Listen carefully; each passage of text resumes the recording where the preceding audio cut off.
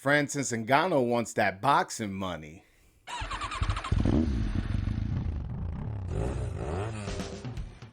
What's going on, everybody? It's your boy Broadway Joel. If you like to stay up to date with boxing news, please hit that subscribe button. And if you've been here before, thanks for coming back. So Francis Ngannou all but guaranteed that he is going to box in the near future. He's called out names like Deontay Wilder and Tyson Fury. So this guy obviously is not only going to try to box, but he's going to try to box the big dogs if he does get in the ring. And I find this very interesting. He is currently still in a contract with UFC. But according to an article I read on Boxing Scene, he still has one more fight with Dana White. And if he loses, Dana White has a 90-day window to match any other promoter's offer. And if he wins, he has an option on one more fight after that. So we'll see what happens with that. But Francis Ngannou said that he is dead set on pursuing a boxing career. This was an exact quote. It's always been down the line. This is something I'm not taking my eyes off of. It's going to happen either way. Even if when the UFC and I finalize a deal, the boxing part has to be into it because I can't see myself retiring without boxing. Ngannou told TMZ, Tyson Fury, Deontay Wilder, I would like to test myself to that level. So obviously this guy is going to pursue a boxing career if he's mentioning those guys. And we have seen people from the MMA world jump straight to the top of the boxing world. We saw that with Conor McGregor. Guys can say that was a money grab, but maybe this is a money grab too. And him versus Deontay Wilder, one of the hardest power punches in MMA, one of the hardest power punches in boxing of all time, come together in a boxing fight. How does that not sell a million pay-per-views? Especially when you know it's a guaranteed knockout no matter who wins. And I know, Francis Ngannou's 35. It's going to be hard for him to learn boxing skills in a short amount of time to fight a former world champion in Deontay Wilder or current world champion in Tyson Fury.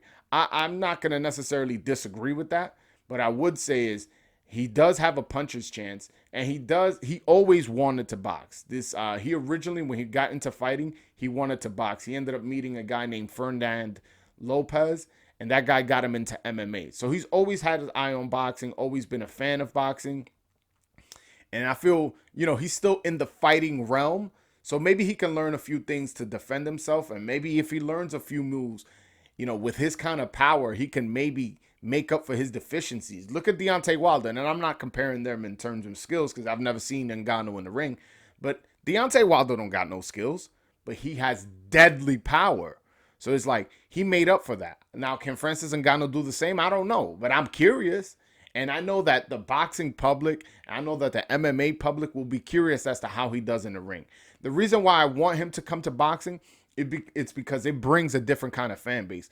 The boxing world is mostly an older crowd as well as, Hispanics and blacks. That's pretty much for the most part. I'm talking about here in America, by the way. If for the most part, that's the boxing audience.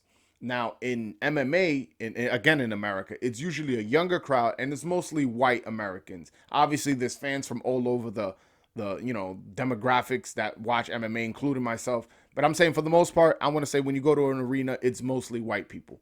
Now, if you get Francis Ngannou versus Deontay Wilder, two power punches, not only will this be promoted as probably the hardest hitting heavyweight match of boxing history, it will also be two worlds coming together. It'll be, the MMA casuals, the boxing casuals, and then the MMA hardcores, the boxing hardcores.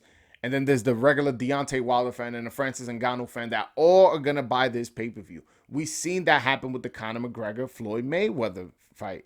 It brought two worlds together, and they went crazy in terms of pay-per-views and gate numbers. And again, is Francis Ngannou Conor McGregor level or Deontay Wilder Floyd Mayweather level? No. But they're not nobodies. They're very popular fighters within their own right.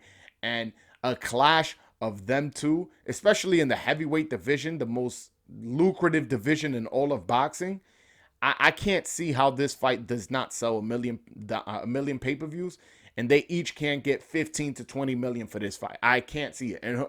And I may be on the short end. I don't know. I don't know what happens when you sell a million pay-per-views, but these guys can generate a lot of money. Whether it's competitive or not, I know the boxing public enough that you can trick them into making them pay for this fight. Again, people got tricked into paying Luis Ortiz versus Charles Martin.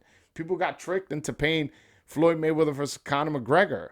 You know what I'm saying? Like, you can get people to pay. And this is a fight where it has enough storyline, enough juice, enough story to sell, which is something boxing desperately needs. I feel like a lot of times these fights are just put together like, oh, this guy versus this guy. Let's have a story.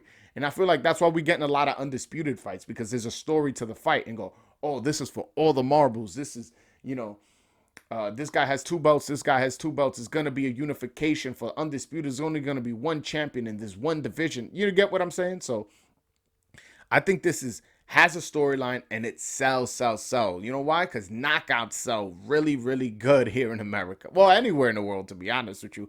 Who doesn't like seeing a savage knockout if you're a fan of combat sports? So I would love to see this. And yeah, so Francis Ngannou has 2 more fights in his contract. He has, well, technically he only has 1. So if he wins the fight, Dana White has another option he can exercise. So it will be 2 fights. And if he loses, he becomes a free agent. But UFC has a 90-day window to match any offer another promoter makes Francis Ngannou. So I want to say it's probably like a 2-fight contract. But the guy's only 35 years old. I like the fact that he says even if he signs an extension with UFC, he wants to sign an extension with the have it in writing that he's going to also pursue a boxing career, not just a UFC career.